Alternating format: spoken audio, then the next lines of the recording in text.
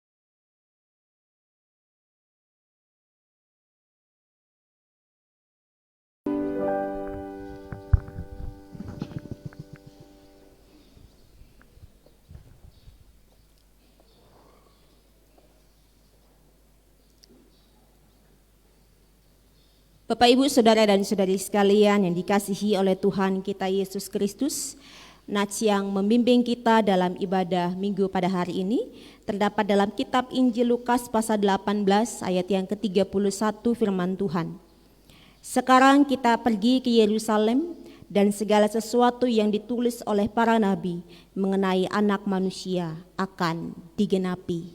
Ini adalah penyampaian daripada Tuhan Yesus sendiri kepada para muridnya untuk para murid dapat mengikuti Yesus dan dapat melihat bagaimana yang sudah dinubuatkan mengenai penderitaan yang akan dialami oleh Tuhan Yesus Kristus.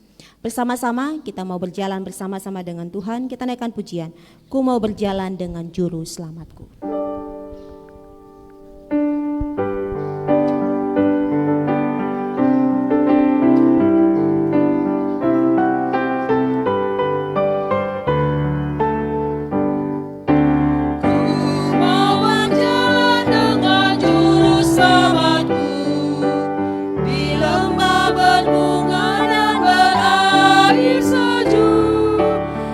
Kemana juga aku mau mengikuti.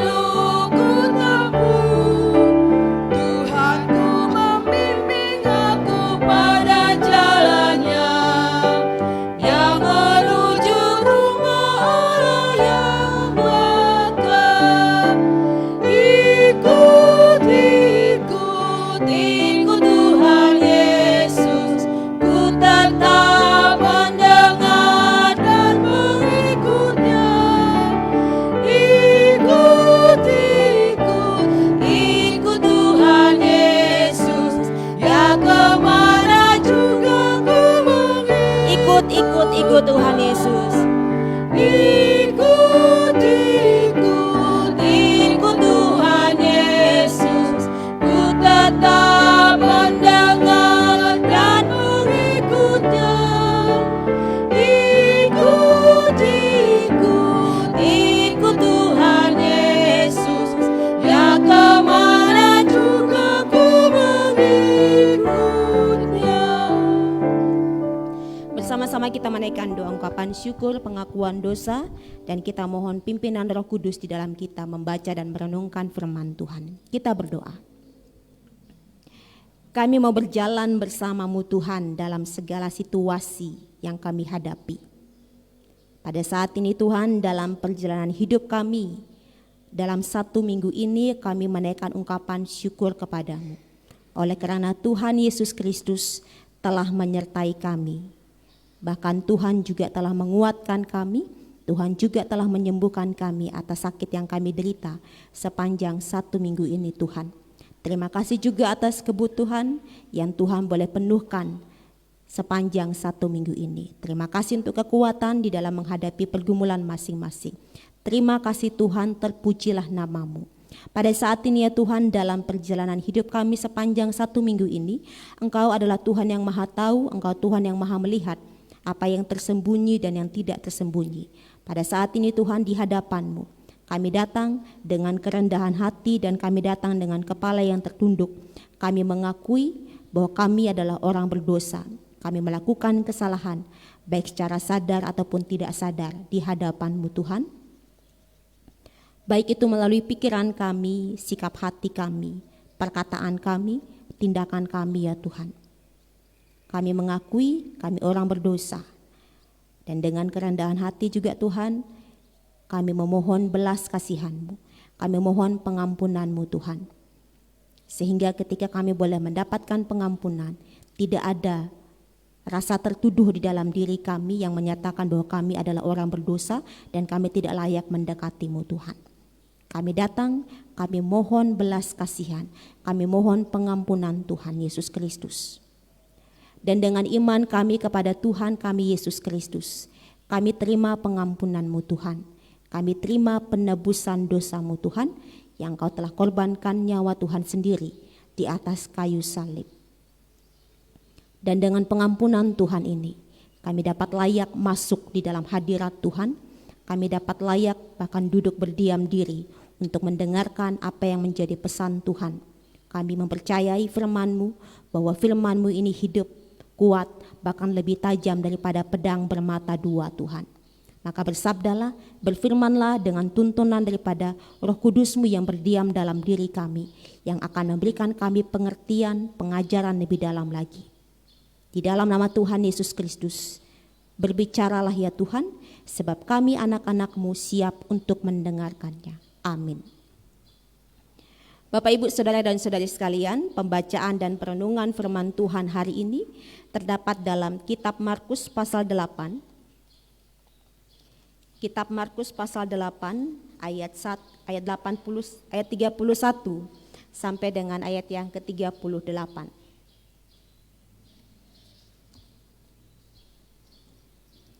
Kitab Markus pasal 8 ayat 31 sampai dengan ayat yang ke-38. Saya akan membacakannya bagi kita semua firman Tuhan. Kemudian mulailah Yesus mengajarkan kepada mereka bahwa Anak Manusia harus menanggung banyak penderitaan dan ditolak oleh tua-tua, imam-imam kepala dan ahli-ahli Taurat. Lalu dibunuh dan bangkit sesudah 3 hari. Hal ini dikatakannya dengan terus terang. Tetapi Petrus menarik Yesus ke samping dan menegur dia.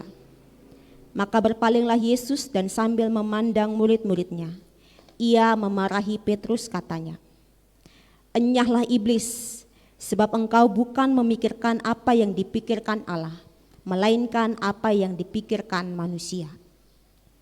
Lalu Yesus memanggil orang banyak dan murid-muridnya dan berkata kepada mereka, "Setiap orang yang mau mengikut aku, ia harus menyangkal dirinya, memikul salibnya dan mengikut aku.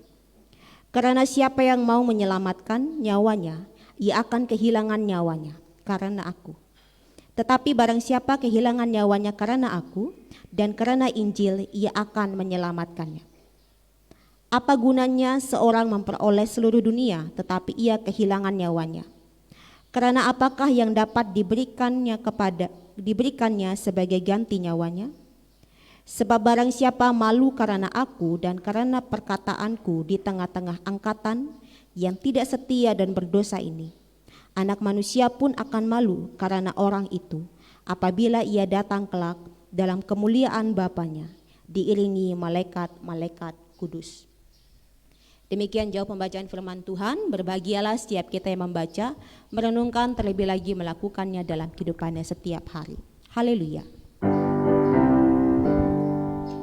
Haleluya, haleluya, haleluya. Shalom. Salam sejahtera bagi kita semua yang boleh hadir dalam ibadah minggu di gereja, dan saya juga menyapa bagi Bapak Ibu, Saudara dan Saudari sekalian yang boleh mengikuti ibadah di rumah masing-masing. Kita percaya bahwa Tuhan ada di segala tempat, Tuhan juga berkuasa di segala tempat. Tuhan ada di tempat ini dan Tuhan juga ada di rumah Bapak Ibu, Saudara dan Saudari sekalian. Dan biarlah kita boleh mengikuti ibadah ini dari awal, pertengahan hingga sampai dengan akhirnya. Meskipun di rumah kita boleh mengikuti ibadah dengan sopan sama seperti ketika kita boleh beribadah di gereja ini. Ya, Bapak Ibu, Saudara dan Saudari sekalian, perikop Markus pasal 8 ayat 31 sampai dengan ayat yang ke-38 ini terjadi pada saat Yesus melakukan perjalanan dari kampung ke kampung bersama-sama dengan para muridnya. Yesus melakukan perjalanan dari kampung ke kampung di sekitaran Kaisarea Filipi, dan itu dilakukan bersama-sama dengan para muridnya. Nah, di tengah perjalanan inilah Yesus menyampaikan dua hal kepada para muridnya pada saat itu dan juga bersama-sama dengan orang-orang yang hadir. Yang Yesus sampaikan yang pertama adalah Anak Manusia harus menanggung banyak penderitaan, penolakan, dibunuh, dan bangkit sesudah hari ketiga. Anak Manusia harus, garis bawahi, harus menanggung banyak penderitaan, penolakan, dibunuh, bangkit, dan sesudah itu bangkit sesudah hari yang ketiga. Itu disampaikan oleh Yesus secara terang-terangan. Itu disampaikan oleh Yesus secara terbuka di hadapan para muridnya pada saat itu, supaya para muridnya ini mengerti, tahu jelas yang diikuti ini akan menanggung banyak penderitaan. Guru yang mereka ikuti ini akan banyak menanggung penderitaan, penolakan, dibunuh, tapi akan bangkit sesudah hari yang ketiga. Yesus sampaikan blak-blakan terhadap kepada para muridnya pada saat itu. Nah, ketika disampaikan, Petrus sebagai murid Yesus yang awalnya, kalau Bapak Ibu baca di ayat sebelumnya itu, yang awalnya dia mengatakan ketika Yesus bertanya, menurutmu siapakah aku ini? Dia mengatakan, engkau adalah Mesias. Dan ketika Petrus mendengar bahwa Anak Manusia, Mesias, harus banyak menanggung penderitaan, Petrus tolak itu. Dia langsung menegur Yesus. Dalam kitab lain menyampaikan kepada kita sekalian, Petrus menyampaikan kepada Yesus, janganlah hal itu terjadi atasmu. Janganlah hal itu menimpa dirimu. Dalam artian, jangan sampai engkau menderita, bahkan tragis lagi mati dengan cara dibunuh. Jangan sampai begitu. Karena anggapan dia adalah Mesias itu tidak mungkin mati. Mesias itu pasti kuat. Mesias itu ataupun Anak Manusia itu pasti akan gagah perkasa. Tidak mungkin menderita, tidak mungkin ditolak, tidak mungkin mati dibunuh.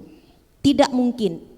Itu pikiran daripada Petrus yang sudah digerogoti dengan kuasa iblis.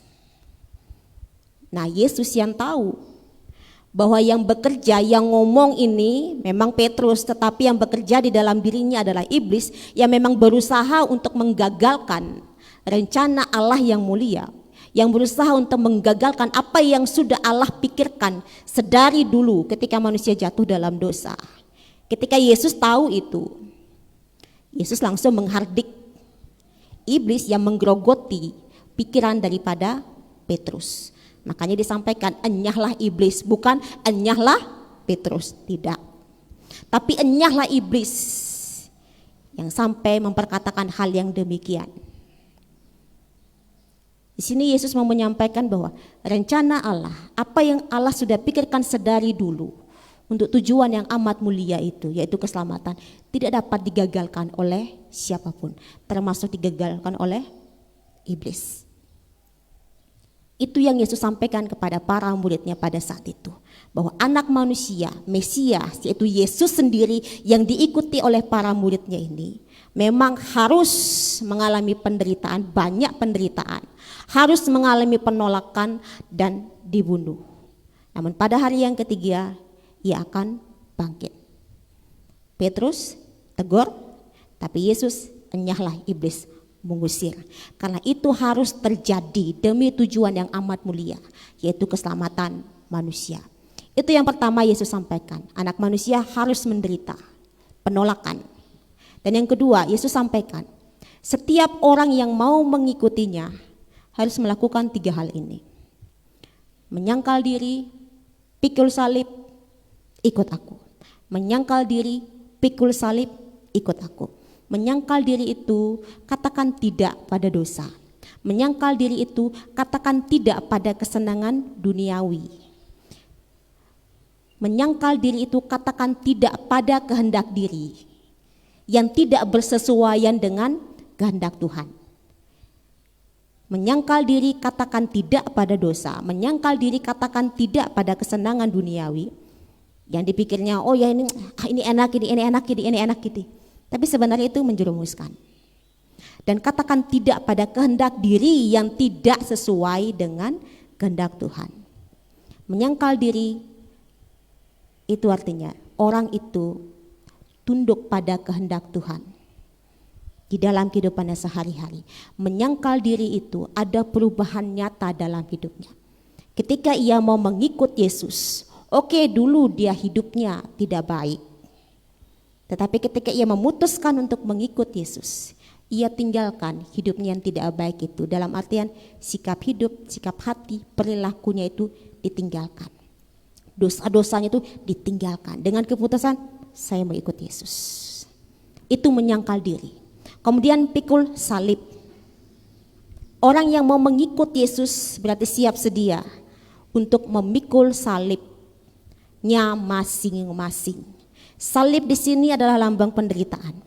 Salib di sini adalah lambang penghinaan. Salib di sini adalah lambang pengucilan. Salib di sini adalah lambang penolakan dari orang-orang di sekitar. Oleh karena orang tersebut sudah memutuskan untuk mengikut Yesus. Salib, pikul salib, siap-siap untuk menghadapi tantangan. Apakah itu penderitaan? Apakah itu penolakan? Apakah itu pengucilan, cemooh, ejekan dari orang-orang di sekitar, karena iman kepada Tuhan Yesus Kristus. Orang yang mau mengikut Yesus, Yesus sampaikan, pikul salibnya masing-masing. Dan yang selanjutnya, orang yang mau mengikut Yesus, maka orang tersebut harus mengikut aku, dalam artian jadi murid, bukan jadi pengikut yang bisa bebas datang dan pergi sesuka hatimu, tidak. Tapi mengikut Yesus itu mengikut seterusnya, terus menerus seumur hidup. Mengikut Yesus itu belajar untuk menjadi seorang murid. Murid yang mau mendengarkan apa kata Yesus. Murid yang mau mendengarkan bahkan meneladani apa yang sudah Yesus lakukan. Mengikut Yesus itu meneladani bahkan taat akan perintah-perintah daripada Yesus. Apa pesannya untuk kita sekalian? Bapak, Ibu, Saudara dan Saudari sekalian, mungkin kita sudah bertahun-tahun ya mengikut Yesus, atau yang baru 1 tahun mengikut Yesus. Firman Tuhan hari ini mengingatkan kita kembali bahwa pribadi yang kita ikuti, pribadi yang kita percayai sebagai Tuhan dan Juru Selamat, yaitu anak manusia, yaitu Yesus Kristus, yaitu Mesias, itu pernah menderita ketika ia boleh berada di muka bumi. Itu pernah mengalami penolakan dari orang-orang di sekitar. Karena orang-orang di sekitar menganggap Mesias itu luar biasa. Tidak mungkin Mesias itu mati di kayu salib. Tidak mungkin. Harapannya Mesias itu luar biasa. Tidak mungkin mati di kayu salib. Tapi yang Yesus lakukan adalah Yesus harus menderita. Harus ditolak. Mengalami penolakan. Dan dibunuh oleh orang-orang Yahudi. Namun yang Alkitab catat, dia akan bangkit pada hari yang ketiga. Memang caranya agak unik untuk Yesus anak manusia untuk menyelamatkan kita.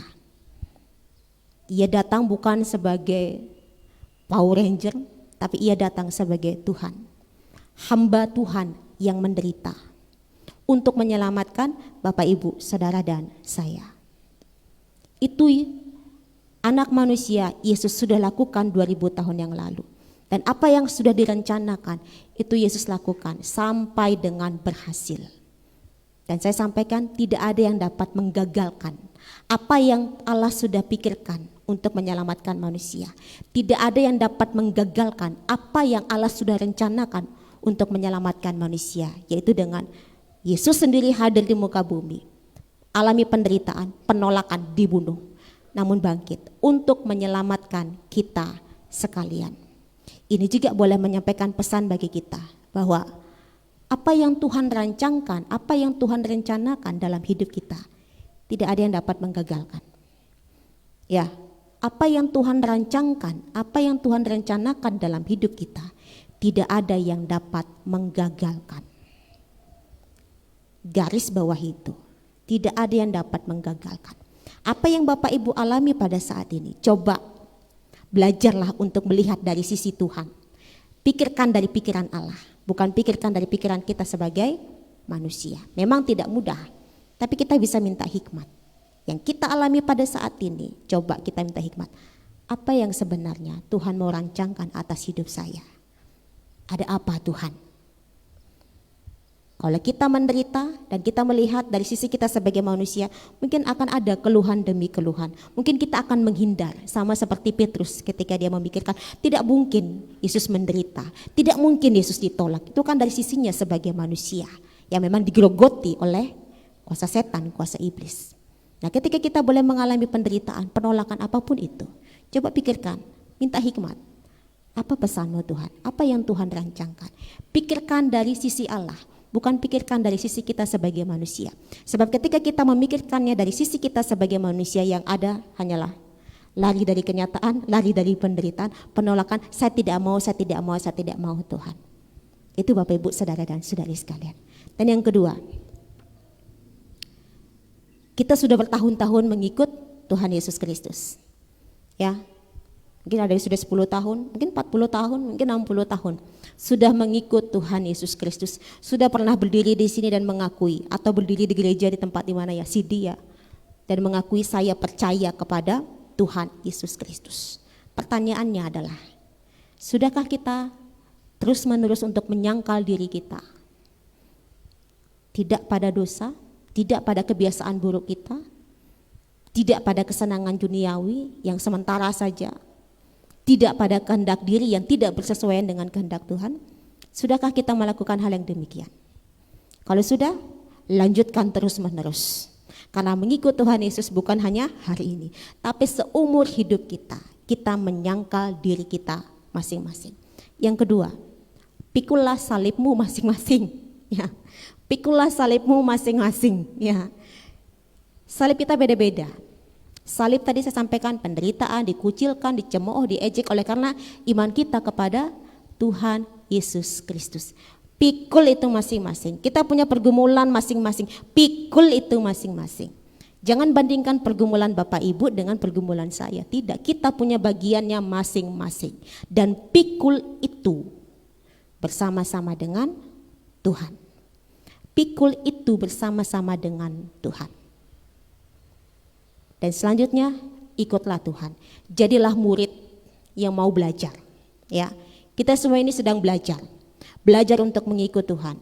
Belajar untuk terus-menerus mendengarkan apa yang Tuhan katakan, bahkan belajar untuk melakukan apa yang Tuhan katakan. Bapak, Ibu, saudara dan saudari sekalian, tentu kita sering mendengar lagu ini ya. Mengikut Yesus keputusanku. Tahu ya? Tahu, itu sudah di luar kepala itu, ya. Sesungguhnya lagu ini ada kisah nyatanya, ya. Ada kisah nyatanya di balik lagu Mengikut Yesus keputusanku. Ini terjadi pada tahun 1800-an di India.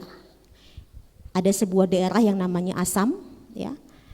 Sebuah daerah namanya Assam, dan ada beberapa misionaris datang ke sana untuk memberitakan Injil. Daerah Assam itu tidak mudah untuk diberitakan Injil di situ, karena di situ sebagian besar masyarakatnya masih kanibalisme.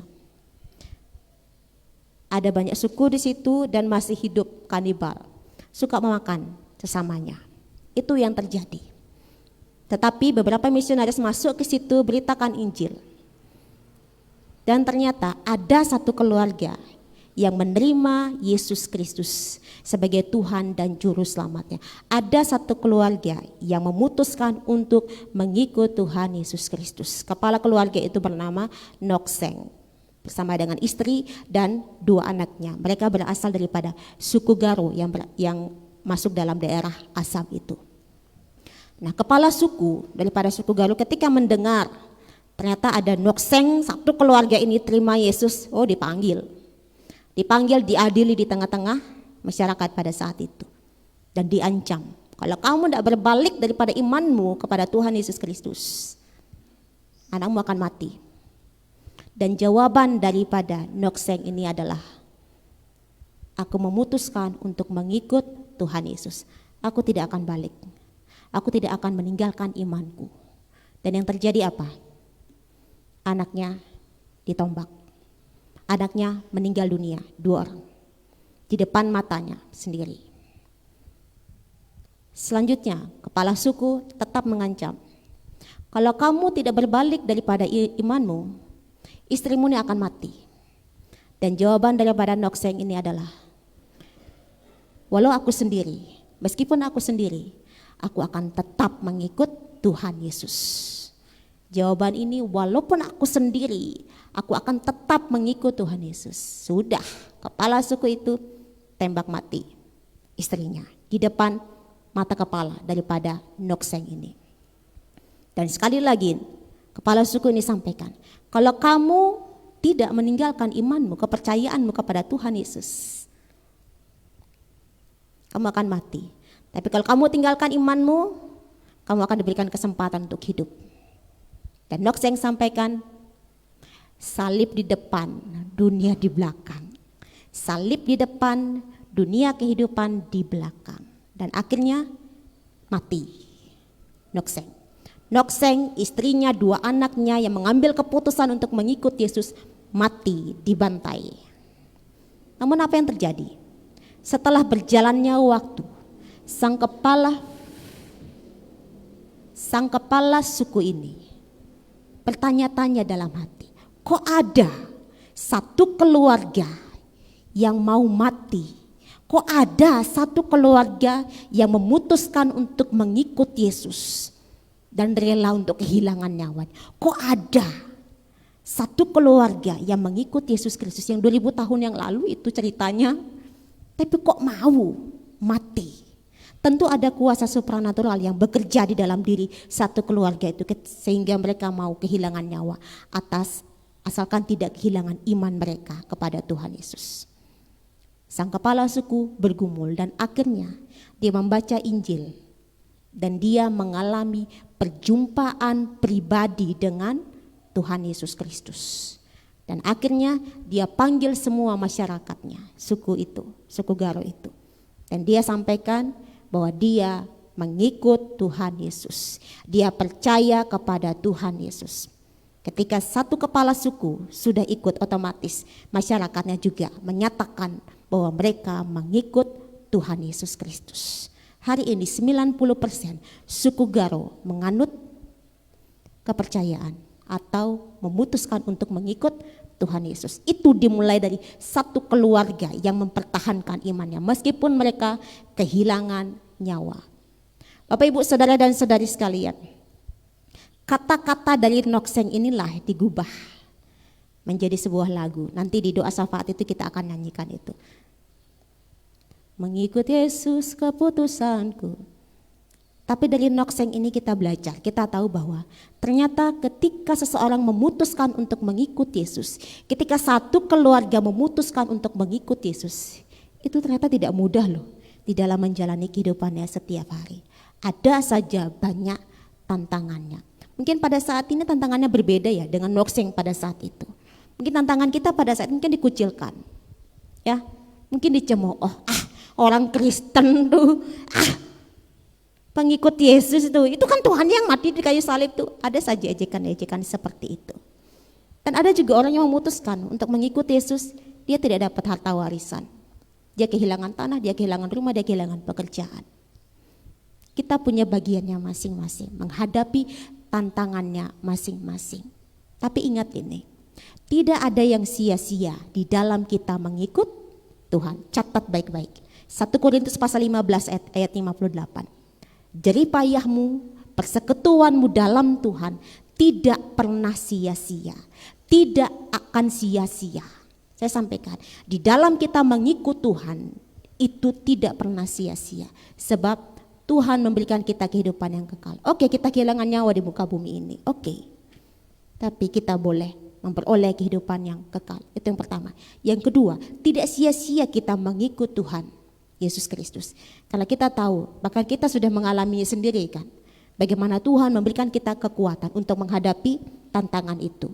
Bagaimana Tuhan memberikan kita kekuatan untuk menjalani tantangannya masing-masing, salibnya masing-masing. Yang ketiga, tidak sia-sia kita mengikut Tuhan. Karena Tuhan bisa menjadikan kita ini berbuah, jadi berkat bagi orang lain. Bahkan Tuhan boleh pakai hidup kita untuk bawa orang lain terima Tuhan Yesus, sama seperti Nokseng. Meskipun dia mati, tapi ada satu kepala suku yang bergumul dan akhirnya mengalami perjumpaan.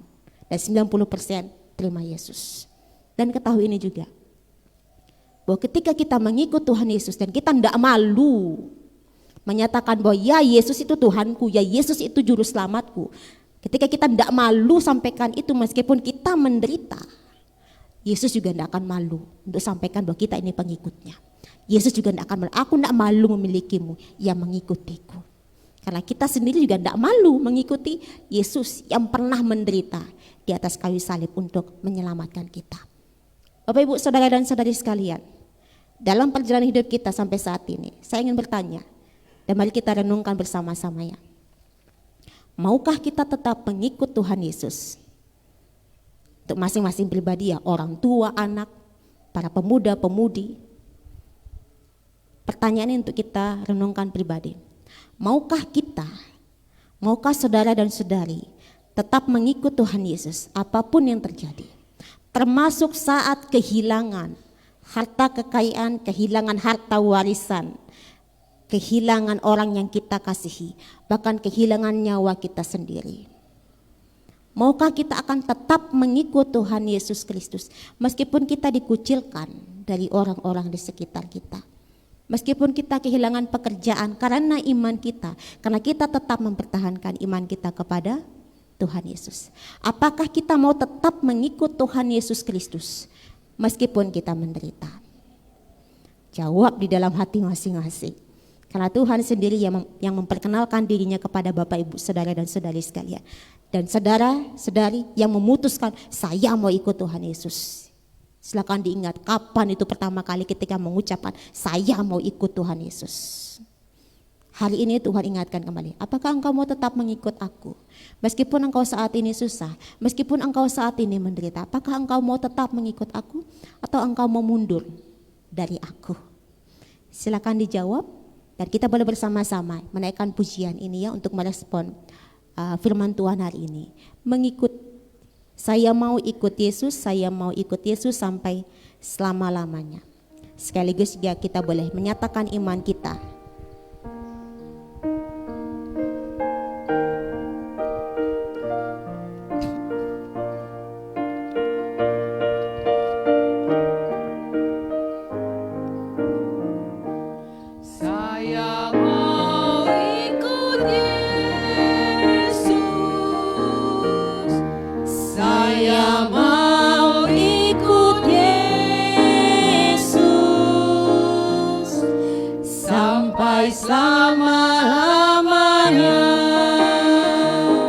meskipun saya susah. Meskipun saya susah menderita dalam dunia, saya mau ikut Yesus sampai selama-lamanya. Kita naikkan sekali lagi, sekaligus katakan kepada Tuhan. Saya mau ikut Yesus. Katakan, saya mau ikut Yesus. Saya mau ikut Yesus sampai selama-lamanya. Meskipun saya susah, Meskipun saya susah menderita dalam dunia, saya mau ikut Yesus sampai selama-lamanya. saya mau ikut Yesus sampai selama-lamanya. Saya mau ikut Yesus Sampai selama-lamanya. sampai selama-lamanya. Lewat pujian ini Tuhan, kami bersyukur atas firman-Mu, yang mana Engkau boleh mengingatkan kami kembali sebagai orang Kristen, sebagai pengikut-Mu. Lewat lagu ini juga Tuhan, kami mau menyatakan kami mau ikut Yesus sampai dengan selama-lamanya, sampai dengan Tuhan memanggil kami. Kami mau mengikut Yesus meskipun pada saat ini kami mengalami kesusahan, kami mengalami penderitaan. Meskipun pada saat ini kami memikul salib kami masing-masing Tuhan. Dari hati kami yang paling dalam, kami menyatakan, saya mau ikut Tuhan Yesus Kristus sampai selama-lamanya. Kuatkan hati kami, kuatkan roh kami Tuhan. Terpujilah nama-Mu Tuhan. Amin.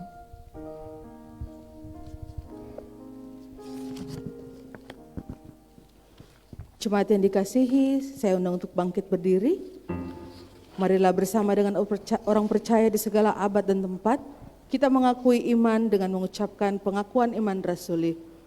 Aku percaya kepada Allah, Bapa yang Maha Kuasa, Khalik langit dan bumi, dan kepada Yesus Kristus, anaknya yang tunggal Tuhan kita, yang dikandung daripada Roh Kudus, lahir dari anak darah Maria, yang menderita di bawah pemerintahan Pontius Pilatus, disalibkan, mati dan kuburkan, turun ke dalam kerajaan maut. Pada hari yang ketiga, bangkit pula dari antara orang mati, naik ke sorga, duduk di sebelah kanan Allah, Bapa yang Maha Kuasa, dan akan datang dari sana untuk menghakimi orang yang hidup dan yang mati. Aku percaya kepada Roh Kudus, gereja yang kudus dan persekutuan orang kudus, pengampunan dosa, kebangkitan daging, dan hidup yang kekal. Jemaat dipersilakan duduk kembali. Saya mohon perhatiannya sejenak karena saya akan membacakan warta jemaat. Majelis dan jemaat mengucapkan terima kasih bagi seluruh penata layan yang sudah mengambil bagian dalam pelayanan minggu ini. Tuhan Yesus kiranya memberkati kehidupan Bapak, Ibu, dan keluarga. Majelis dan jemaat juga mengucapkan selamat ulang tahun, kelahiran, dan pernikahan bagi jemaat yang merayakan dalam minggu ini. Tuhan Yesus memberkati. Warta jemaat. Informasi pemberlakuan pembatasan kegiatan masyarakat level 3 di Bali dalam mematuhi protokol kesehatan dan dengan memperhatikan surat edaran Menteri Dalam Negeri nomor 12 tahun 2022 dengan memperhatikan penyebaran virus COVID-19 di Pulau Bali khususnya di area Kuta Selatan. Hasil rapat Majelis Jemaat lengkap di hari Rabu tanggal 23 Februari 2022 memutuskan ibadah umum pagi kembali dilaksanakan 3 kali di gereja, yaitu pukul 6, 8, dan 18 WITA. Dan ibadah live streaming Minggu pukul 8 WITA. Jemaat yang beribadah mohon memastikan dirinya sehat, tidak sakit, dan setiap masuk dalam gedung gereja ini untuk selalu wajib scan QR Code yang sudah ada di depan gerbang. Dan sekali lagi ditegaskan, anak-anak di bawah 12 tahun dan belum divaksin untuk sementara tidak diizinkan untuk beribadah di gereja.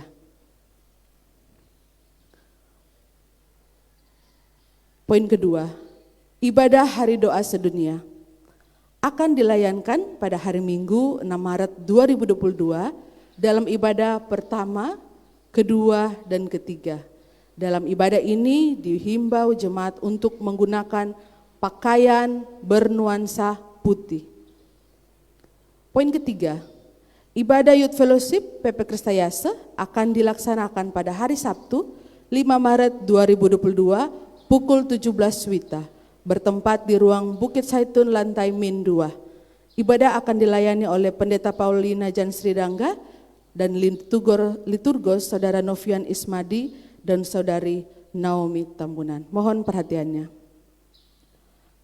Poin keempat, ibadah remaja akan dilaksanakan pada hari Minggu 6 Maret 2021 pukul 8 WITA di ruang remaja lantai Min 5. Poin kelima, pernikahan jemaat akan dilayani pernikahan jemaat atas nama Saudara Samuel Ndun dan Saudari Elisatul Faridah pada hari Selasa 1 Maret 2022 pukul 10 WITA di ruang ibadah lantai 1.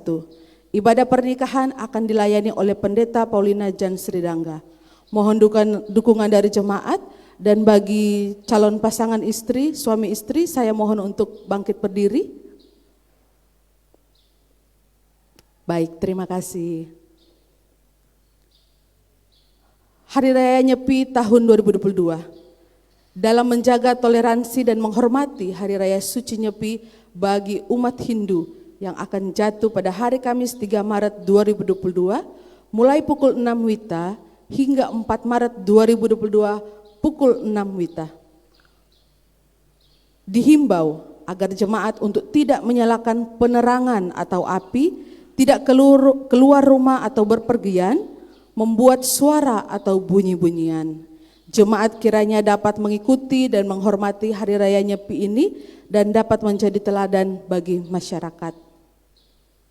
Poin selanjutnya, pelunasan peminjaman dana pembangunan GKPB Jemaat Bukit Doa ke BPR Mahaboga Marga atau MBM menindaklanjuti hasil rapat pleno Majelis Jemaat GKPB Bukit Doa hari Rabu tanggal 23 Februari 2022 dalam menyelesaikan cicilan pinjaman di BPR Mahaboga Marga sebesar 210 juta rupiah. Adapun cara pelunasan dilakukan dengan yang pertama, iuran wajib jemaat. Warga jemaat GKPB Bukit Doa diwajibkan untuk berpartisipasi secara bersama-sama membayar iuran wajib jemaat minimal 300.000 per keluarga atau per tahun, atau 25.000 per bulan selama setahun per keluarga dan atau jemaat secara individu, pemuda atau single.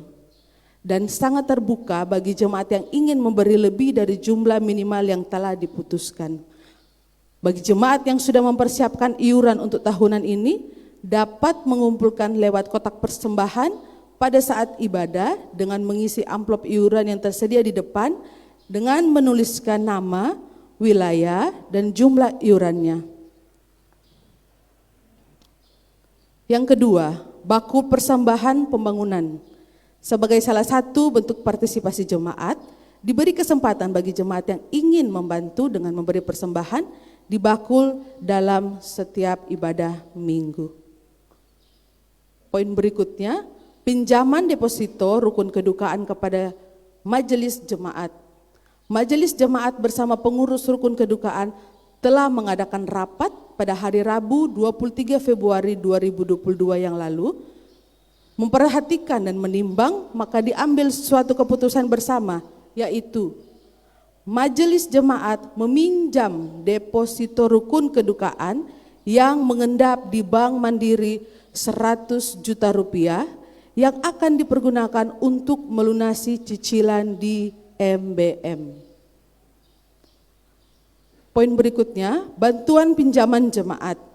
Keluarga Bapak Dr. Andes Haisar Nenggolan SH membantu memberi pinjaman sebesar 100 juta rupiah dan pengembaliannya akan dilakukan secara bertahap tanpa bunga selama 20 bulan terhitung dari 7 Maret 2022 hingga 7 Oktober 2023.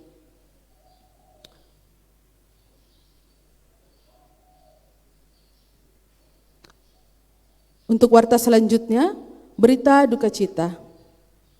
Majelis dan seluruh jemaat mengucapkan turut berduka cita atas meninggalnya Bapak Wayan Mindra, ayah mertua dari Bapak Andreas Suryadi Putra pada hari Sabtu 26 Februari 2022 dalam usia 66 tahun.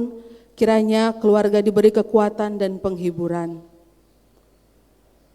Basar PW Dian Kristawati. Dalam rangka mendukung kegiatan PWDK, maka diadakan Bazar Persekutuan Wanita Dian Kristiawati GKPB Bukit Doa pada hari ini, Minggu 27 Februari 2022.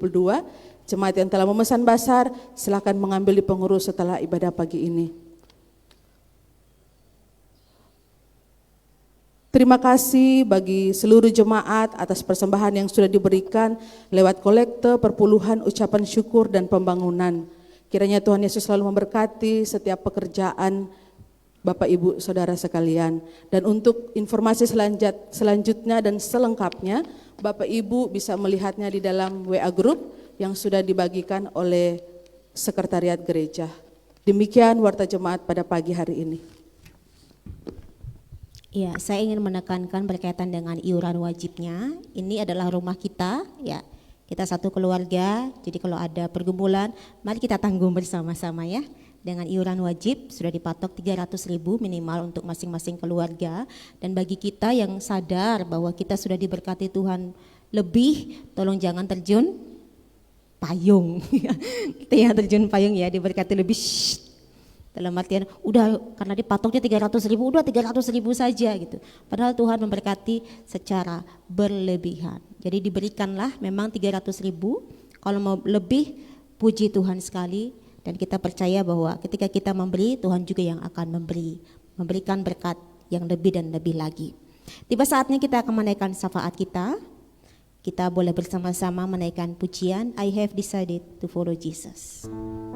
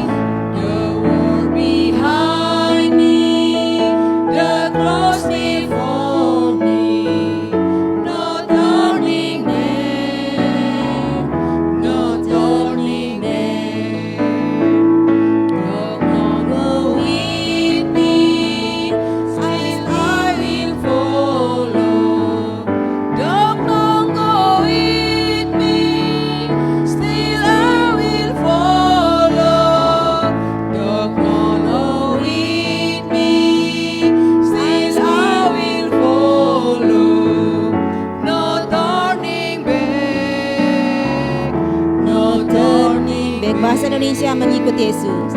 Mengikut Yesus keputusanku. Mengikut Yesus keputusanku. Mengikut Yesus keputusanku. Ku tak ingkar mengikut Yesus. Mengikut Yesus keputusanku. Mengikut Yesus keputusanku. Mengikut Yesus keputusanku. Ku tak ingkar, ku tak ingkar. Sebagai pengikut Tuhan Yesus Kristus, sebagai orang Kristen yang mengakui bahwa Yesus Kristus adalah Tuhan dan Juru Selamat, kami telah memutuskan untuk mengikutimu Tuhan sepanjang umur kami dalam segala situasi. Kami percaya Engkau Tuhan yang akan memberkati kami, menyertai kami Tuhan, dalam keadaan susah maupun senang. Pada saat ini ya Tuhan, kami bersatu hati, kami berdoa untuk bangsa dan negara kami Indonesia. Tuhan, sebagai orang Kristen, sebagai pengikut-Mu Tuhan, kami berdoa, berkatilah bangsa dan negara kami ini, pulihkanlah bangsa dan negara kami ini di berbagai bidang kehidupan ya Tuhan, di dalam nama Tuhan kami Yesus Kristus.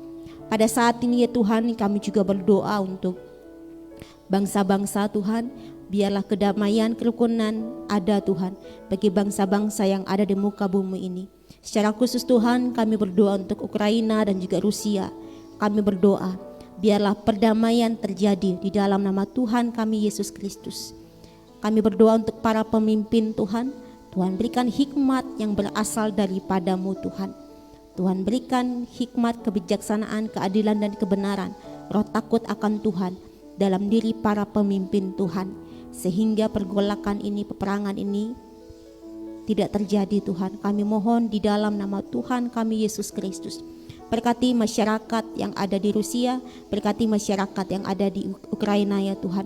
Berikanlah perlindungan yang berasal daripada-Mu di dalam nama Tuhan Yesus Kristus. Setiap demo-demo yang dilakukan Tuhan, Tuhan jaga, Tuhan lindungi di dalam nama Tuhan kami Yesus Kristus. Terima kasih ya Tuhan. Pada saat ini ya Tuhan, kami juga berdoa untuk gereja-gereja Tuhan dimanapun berada. Biarlah Tuhan boleh memberkati, menyertai di dalam menjalankan tugas panggilan Tuhan, yaitu bersekutu, bersaksi dan melayani, bahkan menjadi terang bagi bangsa-bangsa ya Tuhan. Pada saat ini Tuhan, kami juga berdoa untuk gereja Tuhan di tempat ini. Mampukanlah kami Tuhan di dalam melakukan panggilan Tuhan untuk gereja Tuhan di GKP Bukit Doa Nusa Dua ini ya Tuhan. Pada saat ini kami berdoa untuk jemaat-jemaat Tuhan. Secara khusus kami berdoa untuk keluarga daripada Bapak Andreas yang pada saat ini juga tengah berduka oleh karena ayah mertua daripada Bapak Andreas, ataupun ayah daripada Ibu Made Sukarti, yaitu Bapak Wayan Mindra, telah meninggal dunia Tuhan. Kami berdoa biarlah Tuhan memberikan kekuatan dan penghiburan bagi keluarga yang ditinggalkan. Pemakaman Aben yang akan dilakukan setelah nyepi nanti biarlah boleh berjalan lancar, bahkan Tuhan juga boleh memberikan cuaca yang terbaik yang berasal daripada-Mu. Pada saat ini ya Tuhan, kami juga berdoa untuk saudari kami Grace Surya Dewi yang dalam kelemahan tubuh oleh karena trombosit yang rendah Tuhan, dan saat ini tengah dirawat di Rumah Sakit Surya Husada. Biarlah Tuhan juga memberikan pemulihan yang berasal daripada-Mu Tuhan. Di dalam nama Tuhan Yesus Kristus, biarlah dengan kuasa Tuhan semata trombosit juga dapat dinaikkan Tuhan. Terima kasih Tuhan. Berkati juga orang tua Bapak Pendeta Ineng Aswamo dan juga Ibu Esther di dalam merawat anak kekasih Grace Surya Dewi di rumah sakit ya Tuhan. Terima kasih Tuhan. Pada saat ini kami juga berdoa untuk Ibu Indriani Bale yang saat ini tengah persiapan untuk kelahiran Tuhan. Biarlah kelahiran pada hari ini dapat berjalan dengan lancar, sehingga anak dan juga ibu dalam keadaan sehat ya Tuhan. Terima kasih ya Tuhan, terpujilah nama-Mu. Kami juga berdoa untuk kami yang akan mengikuti nyepi di Pulau Bali ini Tuhan. Kami juga jemaat Kristen yang boleh mengikutinya, biarlah kami juga boleh menghargai dan menghormati Tuhan. Dan biarlah dalam satu hari selama hari Nyepi ini Tuhan, kami juga boleh mengalami, melihat, merenungkan kebaikan Tuhan dalam kehidupan kami ya Tuhan. Bahkan dalam hari raya Nyepi ini kami boleh mengalami perjumpaan pribadi dengan-Mu Tuhan. Terima kasih ya Tuhan Yesus. Kami berdoa untuk masing-masing keluarga dengan pergumulan masing-masing, dengan salib yang dipikul Tuhan. Kami percaya Tuhan yang akan memberikan kekuatan, dan Tuhan juga yang akan memberikan jalan keluar yang terbaik. Bahkan Tuhan akan memampukan masing-masing keluarga untuk menjadi berkat Tuhan. Berkati setiap orang masing-masing pribadi di dalam pekerjaan usaha yang boleh dilakukan. Biarlah Tuhan boleh menyertai dan Tuhan buat berhasil. Bagi orang-orang yang tengah bergumul dengan usaha yang dilakukan, bahkan juga dengan mencari pekerjaan, biarlah Tuhan juga mengaruniakannya ya Tuhan. Kami juga berdoa untuk para mahasiswa, mahasiswi, para pemuda-pemudi yang tengah bergumul juga Tuhan di dalam pekerjaan, bahkan juga tengah bergumul dengan biaya pendidikan, biaya kos-kosan ataupun kontrakan, biaya makan minum mereka di tempat ini, di Pulau Bali ini. Biarlah Tuhan juga boleh mencukupkannya, sebab Engkau adalah Jehovah Jireh Tuhan. Terima kasih ya Tuhan. Pada saat ini kami juga berdoa untuk para janda duda yatim piatu. Biarlah Tuhan juga boleh menyertai mereka, mendampingi mereka Tuhan. Kami juga berdoa untuk pasangan suami istri yang tengah merindukan kehadiran anak dalam rumah tangga mereka, dalam pernikahan mereka. Kami berdoa biarlah Tuhan mengaruniakan anak bagi masing-masing pasangan suami istri ya Tuhan. Tuhan bukakan kandungan, Tuhan berikan kesuburan yang berasal daripada-Mu Tuhan. Dan kami berdoa berikanlah kesabaran di dalam menanti setiap jawaban yang berasal daripada-Mu ya Tuhan. Teguhkan iman mereka Tuhan ketika ada godaan-godaan untuk melakukan hal yang pintas namun tidak berkenan di hadapan-Mu ya Tuhan Yesus. Terima kasih Tuhan, terpujilah nama-Mu. Inilah doa dan sembahyang kami yang kami alaskan hanya di dalam nama Tuhan kami Yesus Kristus. Kami berdoa.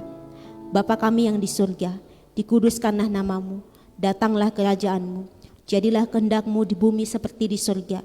Berikanlah kami pada hari ini makanan kami yang secukupnya, dan ampunilah kami akan kesalahan kami, seperti kami juga mengampuni orang yang bersalah kepada kami. Dan janganlah membawa kami ke dalam pencobaan, tetapi lepaskanlah kami daripada yang jahat. Karena Engkau yang punya kerajaan dan kuasa dan kemuliaan sampai selama-lamanya. Amin.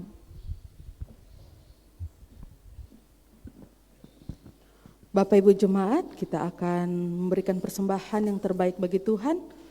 Dan ayat persembahan pada minggu hari ini terdapat dalam 1 Tawarik 29 ayat 11-12. Ya Tuhan, punya mula kebesaran dan kejayaan, kehormatan, kemasyuran dan keagungan. Ya, segala-galanya yang ada di langit dan di bumi. Ya Tuhan, punya mula kerajaan, dan Engkau yang tertinggi itu melebihi segala-galanya sebagai kepala. Sebab kekayaan dan kemuliaan berasal daripada-Mu, dan Engkaulah yang berkuasa atas segala-galanya. Dalam tangan-Mu lah kekuatan dan kejayaan. Dalam tangan-Mu lah kuasa membesarkan dan mengokohkan segala-galanya. Sambil jemaat memberikan persembahan, kita akan mengangkat pujian Didalani Yesus Tano.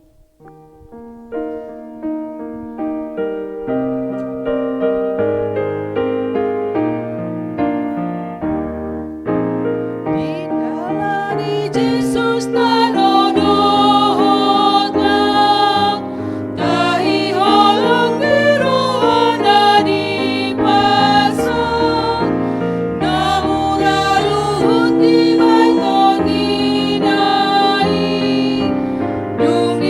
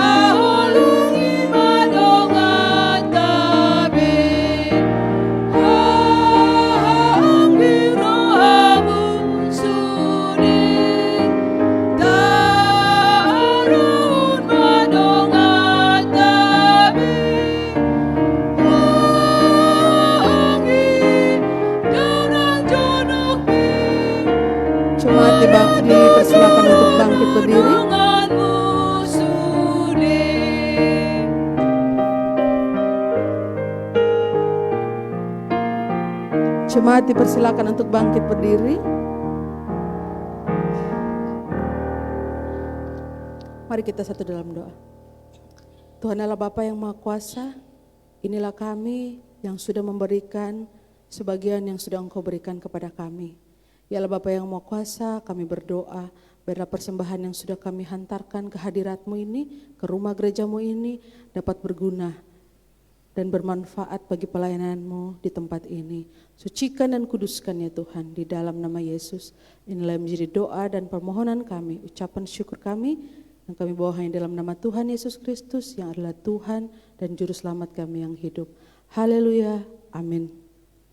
Dengan tetap berdiri, kita akan menyanyikan pujian penutup Kidung Jemaat 249, bait pertama sampai ketiga, Serikat Persaudaraan.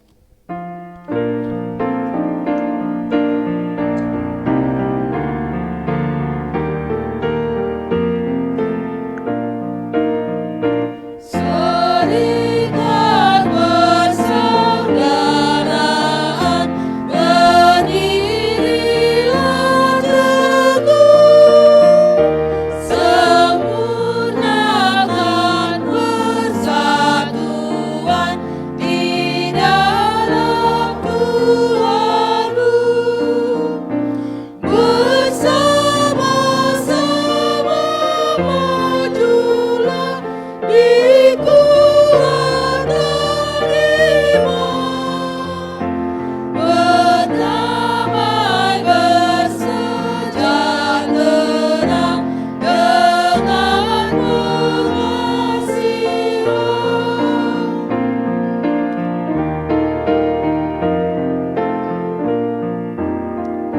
Serikatmu tetap teguh di atas selesa,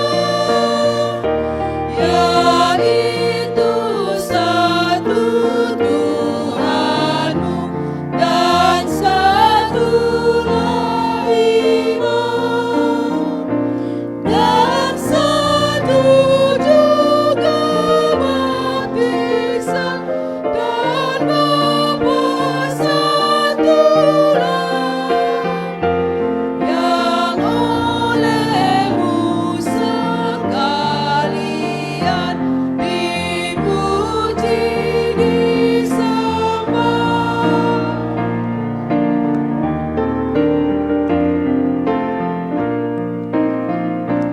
Dan masing-masing kamu pun diberi anugerah,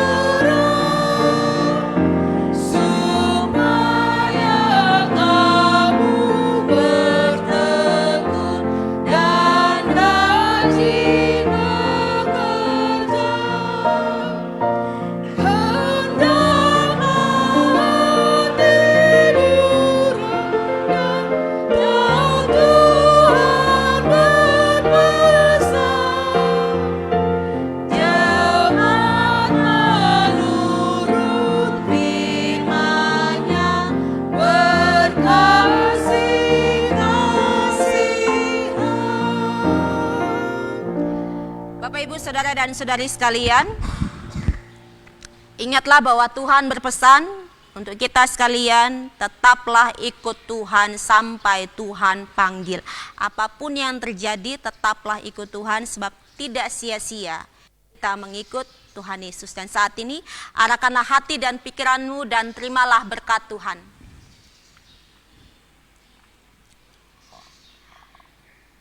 Tuhan memberkatimu dan melindungimu. Tuhan menyinarimu dengan wajah-Nya dan memberikanmu kasih karunia. Tuhan menghadapkan wajah-Nya kepadamu dan memberikan damai sesungguhnya dari dulu, sekarang, sampai dengan selama-lamanya. Haleluya.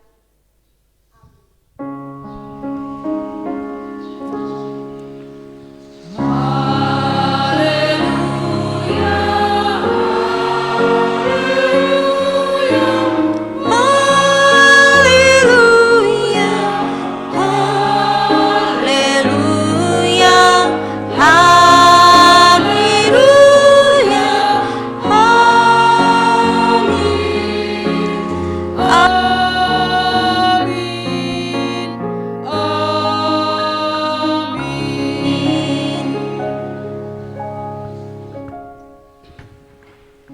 saat teduh bagi kita semua.